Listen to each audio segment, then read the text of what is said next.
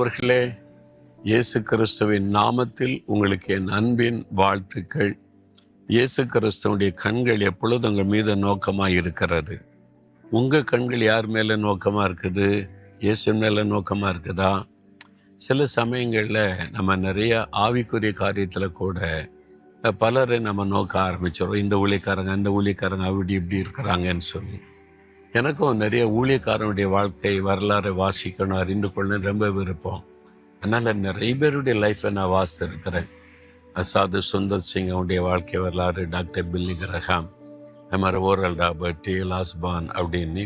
அப்புறம் இந்தியாவில் வந்து ஊழியம் செய்த அப்போஸ்தலனாகிய தோமா, அது இல்லாதபடி நம்ம இந்தியாவில் ஊழியம் செய்தவங்க பரிசுத்தவான்கள், அவனுடைய வாழ்க்கையெல்லாம் வாசிக்கும் போது நிறைய காரியத்தை கற்றுக்கொள்ள முடியும். இவங்க இப்படிலாம் வாழ்ந்திருக்கிறாங்களே அப்படின்னு சொல்லி ஒவ்வொருத்தர்கிட்ட ஒன்னொன்னு நான் கற்றுக்கொண்டு இருக்கிறேன்.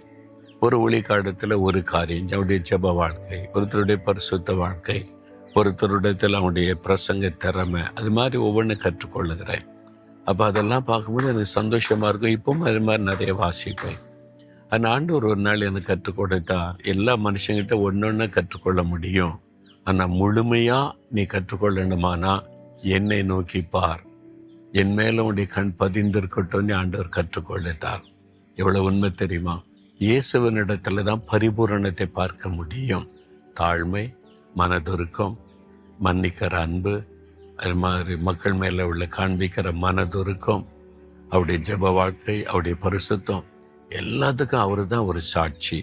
அதன் பிறகு இயேசுவை கவனமாய் பார்க்க ஆரம்பித்தேன். அதுக்காக என்ன செய்தேன்னு தெரியுமா? வேத புஸ்தகத்துல மத்தேயு, மார்க்கு, லூக்கா, யோவான் 4 சுவிசேஷத்துல தான் இயேசுடைய வாழ்க்கை வரலாறு எழுதப்பட்டிருக்கிறாரு. ரொம்ப கவனமாக திரும்ப திரும்ப திரும்ப வாசித்து இயேசுவின் நுணுக்கமாக ஆராய்ந்து பார்க்க ஆரம்பித்தேன். இயேசு இதில் எப்படி நடந்திருப்பார், அது மாதிரி நான் மாறணும் அப்படின்னு ஆசைப்பட்டு ஜெபிக்க ஆரம்பித்தேன். பரவாயில்ல, இயேசுவை என்ன சொல்றார் தெரியுமா? மத்தேயு 11:29 என்னிடத்தில் வந்து கற்றுக்கொள்ளுங்கள், நான் சாந்தமும் மனத்தாழ்மையுமாயிருக்கிறேன். மத்தேயு 11:29 இயேசுவே சொல்றாரு, நான் சாந்தமும் மனத்தாழ்மையுமா இருக்கிறேன், என்கிட்ட கற்றுக்கொள்ளுங்கள் என்பதாய் ஆண்டவர் இயேசு சொல்லுகிறார்.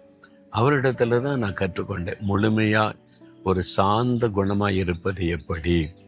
அவரை பகைக்கிறாங்க, பரியாசம் பண்றாங்க, கேவலமா பேசுறாங்க, அவர் கோபம் உண்டாக்குற மாதிரிலாம் அந்த மத தலைவர்கள் வந்து பேசுறாங்க. அவர் அமைதியா இருக்கிறார், சாந்தமா பதில் சொல்லுகிறார், ரொம்ப தாழ்மையா அவர் இருக்கிறார். அவர் ஆண்டவர், அவர் நல்லவர். ஆனால் நல்ல போதகரேன்னு சொல்லும் போது என்னை நல்லவன் சொல்ற கடவுள் தான் நல்லவர் என்பதாக ஆண்டவர் வந்து தன்னை தாழ்த்தி சுட்டி காண்பிக்கிறதை பார்க்கிறோம். இந்த மாதிரி இயேசு கிறிஸ்துவுடைய தாழ்மை, சாந்தம், அவருடைய சுபாவங்களை என்னை ரொம்ப கவர்ந்து கொண்டது.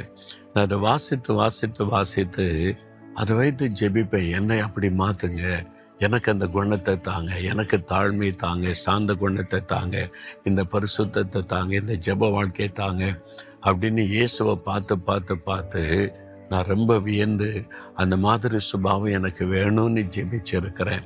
அதனால தான் என் வாழ்க்கையில் இவ்வளோ மாற்றம். நான் வந்து ஆரம்பத்தில் இளம் வாலிபனாக இருந்தபோது என் சுபாவம் ஒரு மாதிரி முரட்டு சுபாவம். கோபம் வரும், எரிச்சல் வரும், பல்ல கடிக்கிறது, ஒன்றுன்னா பார்த்தா பேசுறது, அந்த மாதிரி ஒரு சாந்தம், அமைதி அதெல்லாம் கிடையாது. அந்த மாதிரி சுபாவம். ஆனால் இயேசுவை நான் கற்றுக்கொண்டே வாழ்க்கை மாறினோன்னே என் பெற்றோரை ஆச்சரியப்பட்டேன். என் தாயார் சொன்ன, எப்படி நீ மாறிட்ட என்பதாய். நான் மாறலை. இயேசு கிறிஸ்துவனுடைய சுபாவங்கள் எனக்குள்ள கொஞ்சம் கொஞ்சமாய் வர வர வர என் வாழ்க்கையை ஆண்டவர் மாற்றி இருக்கிறார் என்பதாய். அதான் இயேசு கிறிஸ்துவை நீங்கள் கவனித்து பார்த்து அவரிடத்துல கற்றுக்கொள்ளணும். எல்லா மனுஷரிடத்துலையும் நல்ல நல்ல சுபாவம் இருக்கு, கற்றுக்கொள்ளலாம்.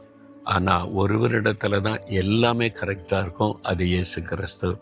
அதனால அவரை நல்லா கவனமாக நோக்கி பார்த்து நீங்கள் 4 சுவிசேஷத்தை திரும்ப திரும்ப வாசித்து இயேசு எப்படி பேசினார், நடந்து கொண்டார், மன்னித்தார், தாழ்மையார் என்பதை கற்றுக்கொண்டு உங்களுடைய வாழ்க்கையில் நீங்கள் அர்ப்பணித்து கொண்டீங்கன்னா உங்களுடைய வாழ்க்கையை தலைகீழாக மாறும்.